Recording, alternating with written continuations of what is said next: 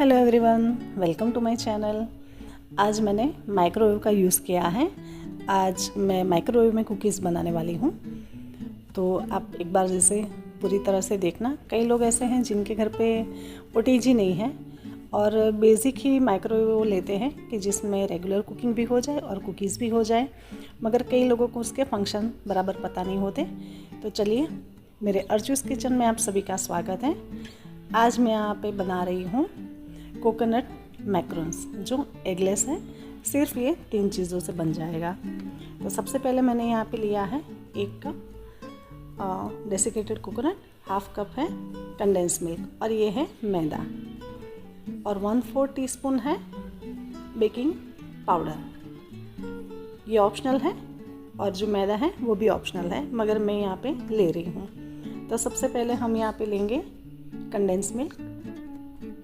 जब हम माइक्रोवेव में कुकीज़ बनाते हैं तो अवन को प्रीहीट करना ज़रूरी होता है, और माइक्रोवेव में भी कई बार प्रीहीट का ऑप्शन होता है, मगर मेरे घर पे जो माइक्रोवेव है वो सैमसंग का स्मार्ट अवन है, तो उसमें वो ऑप्शन नहीं है, मगर वो डायरेक्ट ही अपनी हीट ले लेता है।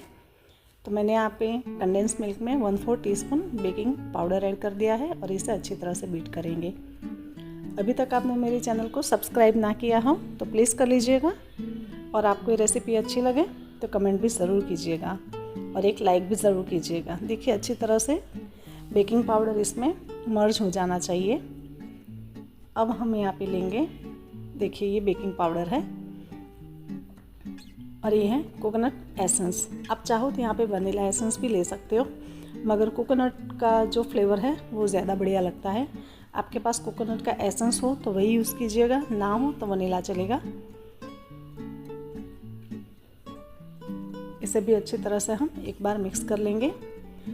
आप हमेशा ये याद रखना कि जब भी आप कुछ एसेंस ऐड कर रहे हो तो जब फैट होता है उसी में एसेंस ऐड कीजिएगा, जैसे घी, बटर, ऑयल, और जब हम पहले लेते हैं उसी में ऐड कीजिए। अब मैंने यहाँ पे 1/2 कप पहले नारियल का बुरादा लिया है और उसी में ऐड करेंगे 1 टेबलस्पून मैदा। पहले हम इतना मिक्स करेंगे, बाद में हम धीरे धीरे सारा का सारा नारियल का बुरादा ऐड कर देंगे। मैंने यहाँ पे जो नारियल का बुरादा लिया है वो मार्केट में जो मिलता है डेसिकेटेड कोकोनट, वही लिया है। इससे भी बहुत बढ़िया कुकीज़ बन जाते हैं। अब हम धीरे धीरे सारा का सारा नारियल का बुरादा इस तरह से धीरे धीरे मिक्स करते जाएंगे। अगर आपके पास कंडेंस मिल्क ना हो तो आप क्या कीजिए, एक बार 1 कप जो दूध है उसे 2 या 3 बार अच्छी तरह से उबाल लें। उसके बाद उसके अंदर 2 या 3 चम्मच चीनी ऐड कीजिए और फिर से उसे 1-2 बार उबाल ला दीजिए, और उसके बाद हम इस तरह से इसके कुकीज़ बना सकते हैं। अब मैंने यहाँ पे जो पाइपिंग बैग ली है उसमें हम मैक्रोन्स का डो भरेंगे। अभी मैं यहाँ पे आधा ही भर रही हूँ।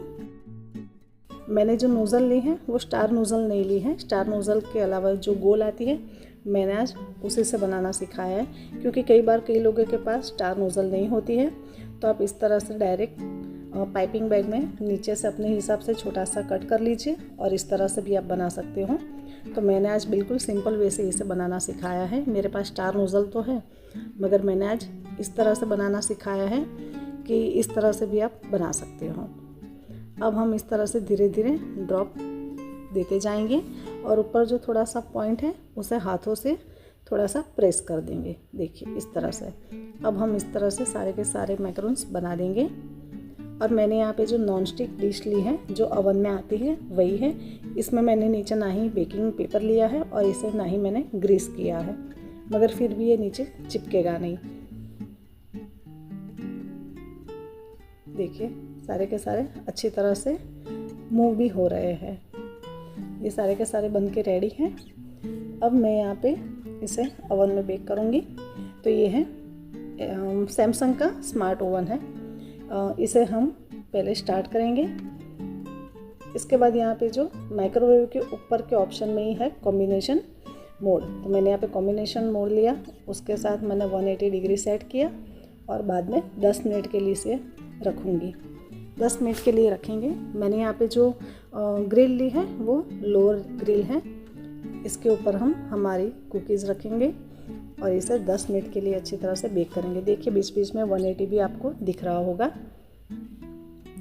10 मिनट एक बार अपने आप इसे हो जाने दीजिए। अगर आपको लगे कि अभी तक ये नहीं हुआ है तो फिर आप इसे 1 या 2 मिनट के लिए रख सकते हो, मगर वैसे तो इसे 8 मिनट में ही बन जाता है।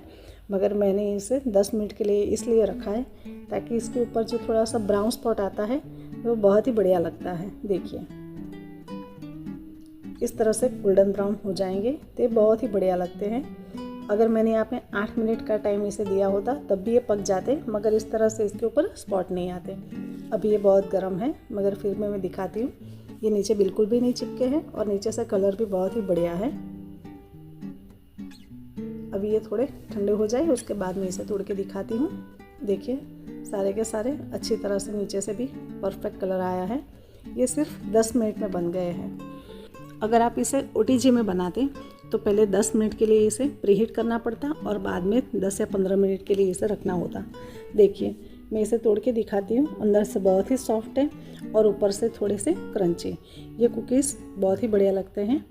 इसे मैक्रोन्स कहते हैं, मगर मैंने यहाँ पे माइक्रोवेव में बनाया है तो मुझे यहाँ पे सिर्फ 10 मिनट लगे हैं। अगर OTG में बनाती तो पहले 10 मिनट में मुझे इसे प्रीहीट करना पड़ता और बाद में 15 मिनट इसे बेक करना, मतलब 25 मिनट लग जाते।